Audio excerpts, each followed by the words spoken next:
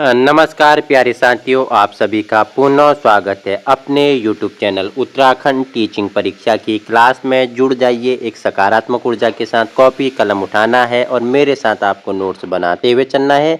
आगामी उत्तराखंड से संबंधित आपके जितने भी क्या होंगे आयोग परीक्षाएं कंडक्ट कराएगा, उन सभी से महत्वपूर्ण हम क्या कर रहे हैं, उत्तराखंड का ज्योग्राफी कर रहे हैं, जिसमें हमने भाग 3 कंप्लीट कर लिया है। ठीक है, जो उत्तराखंड का क्या है, जो प्रवाह तंत्र है, जिसे आप ड्रेनेज सिस्टम बोलते हैं। ठीक है, उत्तराखंड ने नदियों के बारे में कि गंगा नदी कहाँ से उसका उद्गम हुआ है, उनके साथ कौन कौन सी नदियाँ मिलती हैं। सब पश्चिम की ओर बहने वाली यमुना और यमुना की सहायक नदी हो गई। ठीक है, और हमने अलकनंदा और भागीरथी के बारे में चर्चा परिचर्चा की, कोसी के बारे में चर्चा परिचर्चा की।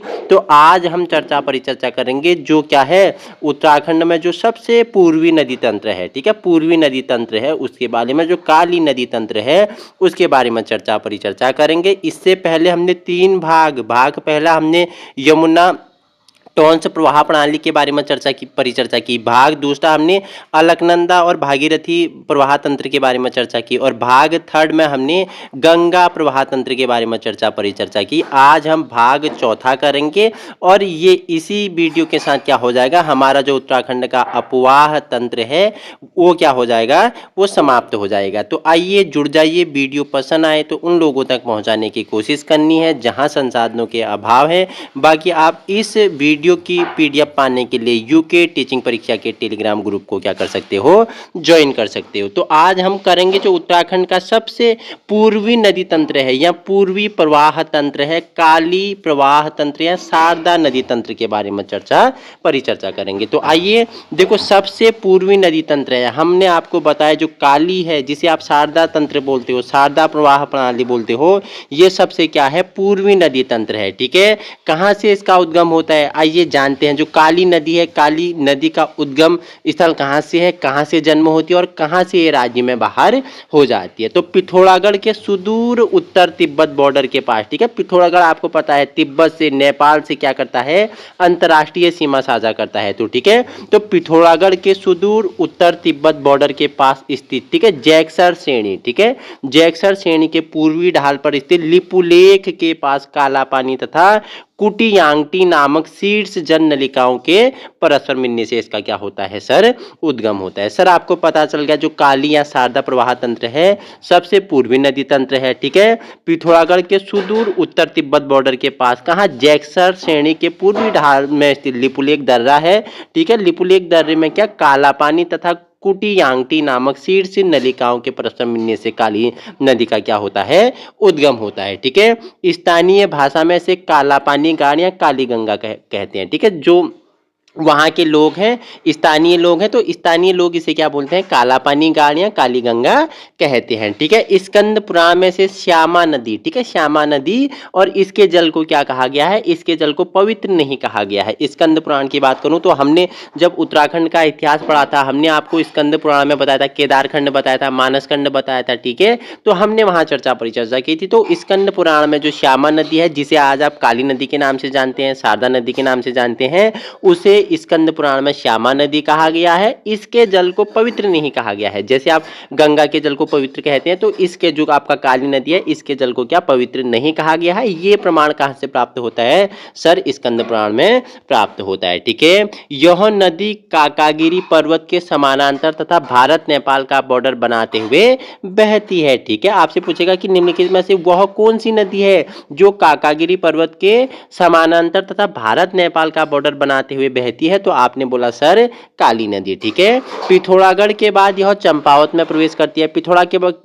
पिथौरागढ़ के बाद आपको पता है चंपावत। ठीक है, पिथौरागढ़ और चंपावत को जोड़ने वाला दर्रा का नाम आप मुझे बताना। ठीक है, पिथौरागढ़ और चंपावत के मध्य जो दर्रा है उसका नाम आप मुझे बताना। ठीक है, यह बताएंगे कि निम्नलिखित में से लाजपा धुरा किन 2 जनपदों को क्या करता है, कनेक्ट करता है, आप मुझे बताएंगे। ठीक है, तो पिथौरागढ़ के बाद यह चंपावत में प्रवेश करती है और टनकपुर एवं चंपावत के पास स्थित पूर्णागिरि तीर्थ के पास बरमदेव मंडी, ठीक है, या बरमदेव मंडी के पास शारदा नदी के नाम से जानी जाती है। देखो आपको बता दूं, शारदा नदी के नाम से टनकपुर चंपावत में जानी जाती है। जब ये पूर्णागिरि तीर्थ स्थल के आगे बरमदेव मंडी में पहुंचती है तो इसे शारदा नदी के नाम से जाना जाता है और ये नेपाल में क्या कर लेती है, प्रवेश करती है वो हमने आपको परिचर्चा की है। तो ये पूरा आपके लिए डायग्राम है, ठीक है। डायग्राम से समझेंगे ये क्या है, ये आपकी मुख्य नदी काली नदी है, ये आपकी मुख्य नदी काली है। आगे से क्या टनकपुर में क्या ब्रह्मदेव के पास से क्या शारदा नदी के नाम से जाना जाता है। तो काली नदी का हमने पता उद्गम कहां से हुआ, तो हमने बताया कि जैक्सर श्रेणी, ठीक है। जैक्सर श्रेणी में क्या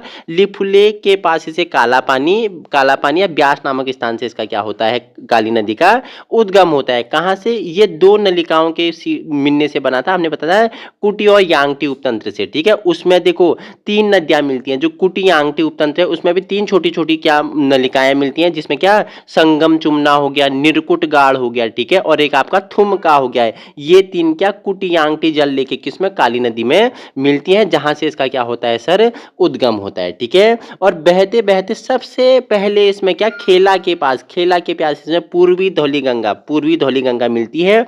पूर्वी धौली गंगा कहाँ, गोवन खना हिमनद से इसका क्या होता है, उद्गम होता है। और पूर्वी धौली गंगा भी खेला के पास, जिसे आप तवाघाट में है खेला या खाला या शालपंथ नाम भी आपको किसी किसी किताब में मिलेगा, ठीक है। तो जो पूर्वी धौली गंगा है वो भी दो नलिकाओं का जल लेके क्या खेला के पास काली में मिलती है। वो दो नलिकाएं में आपका दारमा नदी और लिस्सर नदी, ठीक है। लिस्सर नदी क्या करती है, अपना जल पूर्वी धौली गंगा को देती है और धौली गंगा क्या करती है, खेला के पास काली में मिल जाती है। फिर ये आगे बहती है तो जौलजीवी के पास इसमें क्या, गौरी गंगा। आपसे पूछेगा कि निम्नलिखित में से काली के साथ गौरी गंगा कहां संगम करती है, तो मैं आपको बता देता हूं, जौलजीवी के पास गौरी गंगा क्या होती है, काली नदी में संगम करती है। अगर हम गौरी गंगा की बात करें तो मिलन हिमनद से यह क्या होती है, इसका उद्गम होता है। और ये चार नदियों का, चार नलिकाओं का जल अपने साथ लेता है गौरी गंगा। कौन कौन से, ये रलमगाड़ हो गया, मतकानी हो गया, गेंटीगाड़ हो गया और गोसीगाड़ हो गया। तो ये चार छोटे छोटे गधेरों का जल लेती है गौरी गंगा। और गौरी गंगा कहाँ, जौलजीवी के पास काली नदी में मिल जाती है। फिर काली नदी 146 किलोमीटर बहती है, ठीक है। कहाँ, पंचेश्वर पहुंचती है। पंचेश्वर में इसमें क्या मिलती है, इसमें सरयू नदी मिलती है, इसमें सरयू नदी मिलती है। अगर सरयू नदी की बात करें तो सरयू नदी का उद्गम कहाँ से होता है, हमने बोला था कि नंदाकोट सरमूल, बागेश्वर कपकोट से नंदाकोट सरमूल से इसका क्या होता है, उद्गम होता है, ठीक है। और बागेश्वर में सरयू नदी क्या अपने साथ गोमती का जल, देखो बागेश्वर में गोमती के साथ सरयू मिलती है। गोमती कहाँ, गरुड़ के डेबरा श्रेणी से 2480 मीटर से प्रवाहित होते हुए बागेश्वर आती है। बागेश्वर में सरयू के साथ मिलती है और सरयू आगे जल लेके कहाँ कहाँ पहुंचती है, रामेश्वरम में पहुंचती है। रामेश्वरम में इसके साथ क्या पूर्वी गंगा मिलती है, ठीक है। पूर्वी गंगा की बात करूं तो पोटिंग नामिक हिमनद से निकलती है, जो 3 से 4 छोटी छोटी नलिकाओं का जल लेके पूर्वी राम गंगा कहाँ, रामेश्वरम में किसके साथ मिलती है, सरयू के साथ मिलती है। फिर उसके बाद थोड़ी दूर आगे बहती है तो इसमें पनान नदी मिल जाती है, पनान नदी मिल जाती है। और पनान नदी की जल को लेके ये पंचेश्वर के बाद सरयू क्या किसके साथ मिल जाती है सर, काली नदी के साथ मिल जाती है, ठीक है। देखो पंचेश्वर में देखो सरयू नदी, पूर्वी रामगंगा और पनान नदी कहाँ, काकड़ी घाट में किसके साथ मिलती है, सरयू के साथ मिलती है। और ये क्या हो जाती है, जल लेके क्या 146 किलोमीटर की दूरी हमने बताया था जौलजीबी से पंचेश्वर तक, ठीक है। पूर्वी रामगंगा, सरयू नदी और आपका पनान नदी का जल लेके ये क्या पंचेश्वर में किसके साथ मिल जाती है सर, काली नदी के साथ मिल जाती है, ठीक है। पंचेश्वर से फिर 40 किलोमीटर ये क्या करती है, बहती है। और 40 किलोमीटर बहने के बाद चूका नामक स्थान में इसमें लधिया नदी मिल जाती है, लधिया नदी कहाँ से, गजार श्रेणी से, गजार चाहिए उसमें एक क्वायराइला श्रेणी मिलती है, कहाँ पे, बिलखेत पे, ठीक है। बिलखेत पे क्वायराइला श्रेणी और खेरागाड़ हो गया, खसियागाड़ इसमें क्या होती हैं, मिलती है, ठीक है। जो अंतिम नदी है इसमें लधिया नदी है, काली नदी में मिलने वाली जो अंतिम नदी है वो कहाँ, चूका नामक स्थान पे काली नदी के साथ मिलती है। फिर उसके बाद काली नदी आगे बहते हुए नेपाल होते हुए कहाँ, शारदा नाम से जानी जाती है, ठीक है। तो आइए कुछ महत्वपूर्ण फैक्ट हैं आपके लिए। काली की उत्तराखंड में कुल लंबाई कितनी है, 252 किलोमीटर, 252 किलोमीटर काली टोटल उत्तराखंड में बहती है। गौरी गंगा कितनी, 104 किलोमीटर, इंपोर्टेंट है। पूर्वी रामगंगा कितनी, 108 किलोमीटर। सरयू पूछेगा तो 146 किलोमीटर और पूर्वी धौली पूछेगा तो 98 किलोमीटर उत्तराखंड में ये बहती है, ठीक है। रिवीजन करेंगे उत्तराखंड में काली की कुल लंबाई आपने बोला सर 252 किलोमीटर, गौरी गंगा आपने बोला 104 किलोमीटर, पूर्वी रामगंगा आपने बोला 108 किलोमीटर, सरयू आपने बोला 146 किलोमीटर और पूर्वी धौलीगंगा आपने पूछा सर 91 किलोमीटर। तो आपने पूरा जो काली नदी तंत्र है वो आपने जान लिया। इसमें कहाँ पे काली नदी का जन्म कहाँ से हुआ, पूर्वी धौली गंगा कहाँ मिली, खेला पे मिली, ठीक है, गौरी गंगा कहाँ मिली, जौलजीबी पे मिली और सरयू पूछेगा कहाँ मिली, पंचेश्वर पे मिली और लदिया पूछेगा तो चूका नामक स्थान पे काली के साथ मिलती है। फिर काली आगे बहती है नेपाल, नेपाल होते हुए शारदा के नाम से हमने बताया आपको जानी जाती है। आइए अब एक एक करके इनके बारे में महत्वपूर्ण हम क्या कर लेते हैं, चर्चा परिचर्चा कर लेते हैं। सबसे पहले धौली गंगा की बात करूं तो इसका उद्गम कहां से होता है सर, दारमा दर्रा से। कहां से, दारमा दर्रा से, ठीक है। काली की प्रमुख सहायक नदी है ये धौली गंगा, काली की क्या है, प्रमुख सहायक नदी है। पिथौरागढ़ के उत्तरवर्ती क्षेत्र से यह क्या होती है, प्रवाहित होती है। तवाघाट के उत्तर में खाला नामक स्थान पर काली में मिल जाती है। सर हमने आपको बताया था धौली गंगा कहाँ पे काली के साथ मिलती है, तो आपने बोला खाला, खाला नाम पर मिल जाती है। ऊपरी शाखाएं हमने बताया था 2 शाखाएं इसमें मिलती है, दारमा नदी और लिस्सन नदी। किसकी सहायक है, आपने बोला सर धौली गंगा में मिलती है, ठीक है। इसकी अन्य सहायक नदी में देखो नागलिंग हो गया, यांगटी, ठीक है, नर्दमा हो गया, सेली, यांगटी और कंचाटी जिसकी क्या है, सहायक नदी है। तो हमने धौली गंगा जान लिया। अब जानते हैं सर गौरी गंगा के बारे में, ठीक है। उद्गम कहाँ से हुआ, मल्ला जौहार क्षेत्र मिलन हिमनद से किसका, गौरी गंगा का उद्गम होता है।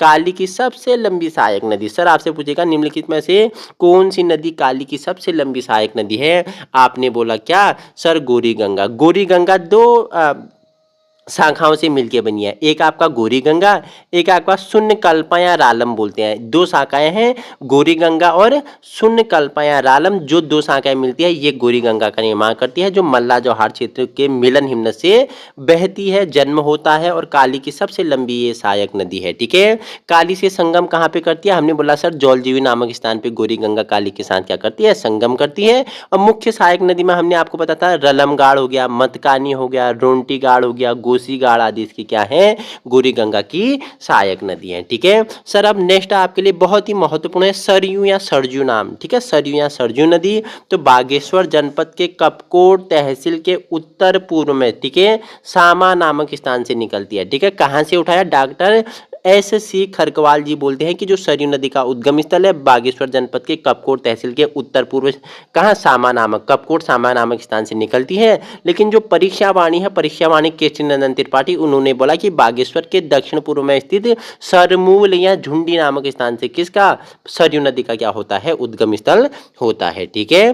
काली नदी को सर्वाधिक जल राशि प्रदान करती है, काली नदी को सर्वाधिक जल प्रदान करने वाली नदी कौन सी है, आपने बोला सर सरयू नदी, ठीक है। बैजनाथ तीर्थ और बागेश्वर नगर इसके तट पर स्थित है। बैजनाथ तीर्थ और बागेश्वर इसके क्या है, बागेश्वर किस नदी के तट पे है, अगर आप बात करो 13-14 जनवरी 1921 में कुली बेगार प्रथा का अंत भी इसी नदी के तट पर हुआ था, बागेश्वर में, ठीक है। और बैजनाथ तीर्थ भी इसी के तट पर है, ठीक है। सरयू की प्रथम सहायक नदी गोमती है, ठीक है, गोमती है, हमने बताया डाबरा श्रेणी से निकलती है गरुड़ होते हुए। गरुड़ में आपको पता है, गरुड़ में गोमती नदी के बैजनाथ मंदिर किस नदी पे, गोमती नदी पे, ठीक है। और पहला उत्तराखंड का पहला जो कृत्रिम झील है इसी गोमती नदी पे बनाया गया, बैजनाथ झील भी, ठीक है। तो ये क्या है, सरयू की प्रथम सहायक नदी है। बागेश्वर में किसके, सरयू के साथ गोमती मिलती है, ठीक है। गोमती बागेश्वर में स्थित डेबरा श्रेणी 2480 मीटर से निकली हुई है। वह गोमती नदी गरुड़ बैजनाथ मंदिर व कुमाऊं की प्रथम कृत्रिम झील भी इसी के किनारे पे है। और गरुड़ बैजनाथ मार्ग जो कत्यूर घाटी है वो गोमती नदी के किनारे है, ठीक है। वहीं अगर बात करूं 146 किलोमीटर प्रवाहित होने के बाद पंचेश्वर से 40 किलोमीटर नीचे यह काली नदी के दाईं ओर से मिल जाती है। सर 146 किलोमीटर प्रवाहित होती है और पंचेश्वर में 40 किलोमीटर नीचे यह काली नदी में किस ओर से, दाईं ओर से मिल जाती है सरयू नदी, ठीक है। सर नेक्स्ट आपके लिए है लोहावती नदी, ठीक है। लोहावती नदी की बात करूं तो उद्गम कहां से, बीसिंग ग्रामीण, बीसिंग ग्रामीण। अब देखो उत्तराखंड के प्रथम स्वतंत्रता सेनानी कौन थे, आपने बोला सर कालू मेहरा। कालू मेहरा का जन्म कहाँ हुआ था, यही बिशुण गांव में हुआ था। तो इसका उद्गम कहाँ है, तो इसका उद्गम है बीसण ग्रामीण क्षेत्र में, इसका क्या है, उद्गम है, ठीक है। अचल पश्चिमी शीर्ष देवनाथ कटक से क्या हुआ है, इसका उद्गम हुआ है। ये भी 2 शाखाओं से, लोहावती भी 2 शाखाओं से मिलकर बनी है, एक गिरियागाड़ एक मुगरागाड़, ठीक है। गिरियागाड़ और मुगरागाड़ की 2 शाखाएं मिलती है और लोहा लोहावती नदी का क्या करती है, निर्माण करती है। पश्चिम पूर्व दिशा का अनुसरण करते हुए तथा मायावती वन क्षेत्र का जल समेटते हुए दूसरी ओर पटनगाड़ का जल समेटते हुए लोहागाड़ क्षेत्र में होकर लगभग कितना सर 25 किलोमीटर आगे सीरी गांव के समीप काली नदी में समाहित हो जाएगी। आपसे पूछेगा कि निम्नलिखित में से लोहावती नदी किस स्थान पर काली के साथ मिलती है, तो सीरी गांव के समीप क्या लोहावती किसके साथ, काली नदी के साथ मिल जाती है। नेक्स्ट आपके लिए है लधिया नदी। हम चर्चा आप करेंगे लधिया नदी के बारे में, चर्चा परिचर्चा करने वाले हैं। कहां से उद्गम होता है, गजार तल्लारों से क्या लधिया नदी आती है और ये काली की अंतिम सहायक नदी है लधिया नदी आपकी। ठीक है, कहां से उद्गम, हमने बोला सर गजार तल्लारों से इसका उद्गम होता है। कहां, अल्मोड़ा नैनीताल इसका क्या है, मिलन बिंदु है। ठीक है, उत्तराखंड की यह अंतिम नदी है जो काली नदी में क्या दाईं ओर से मिलती है। बहुत ही इंपॉर्टेंट है, स्टार लगा लेना। आपसे पूछेगा कि उत्तराखंड की वह कौन सी अंतिम नदी है जो काली नदी में दाईं ओर से मिलती है, तो लधिया नदी क्या है, उत्तराखंड की अंतिम नदी है जो काली नदी में दाईं ओर से मिलती है। ठीक है, प्रवाह की बात करूं तो प्रवाह की बात आपके लिए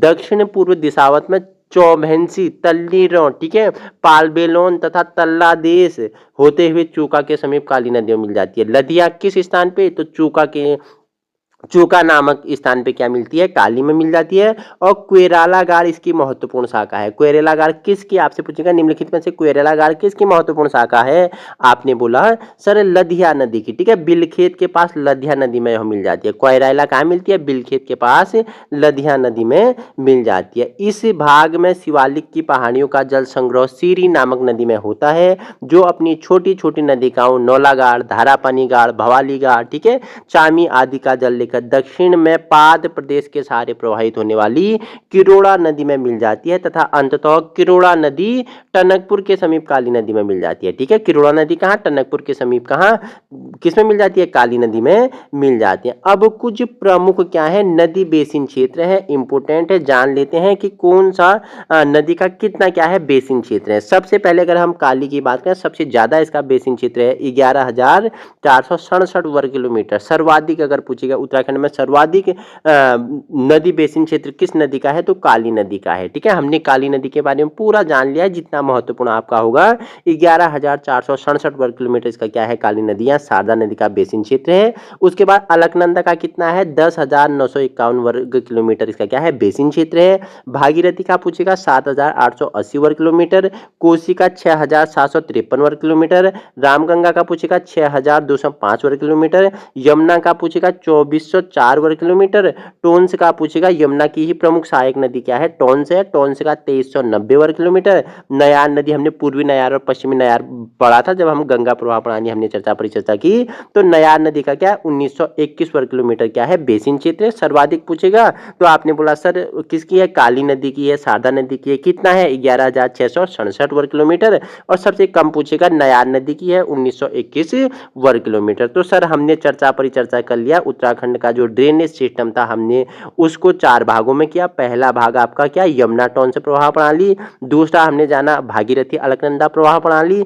तीसरा हमने जाना सर कौन सा, गंगा प्रवाह प्रणाली। चौथा हमने जाना काली प्रवाह प्रणाली के बारे में हमने चर्चा परिचर्चा कर लिया। इसके बाद आपके लिए इन चारों का एक ही वीडियो में लाऊंगा जो क्या एग्जाम के लिए आपके लिए रिवीजन के लिए महत्वपूर्ण होगा, जिसमें हम महामैराथन के बारे में चर्चा परिचर्चा करेंगे। इसी प्रकार के वीडियो पाने के लिए आप अभी अपने यूट्यूब चैनल उत्तराखंड टीचिंग परीक्षा की क्लास को क्या कर सकते हो, संलग्न कर सकते हो। सपना आपका साकार हम करेंगे। बाकी इस वीडियो की PDF आपको यूके टीचिंग परीक्षा के टेलीग्राम ग्रुप में मिल जाएगा। Thank you so much.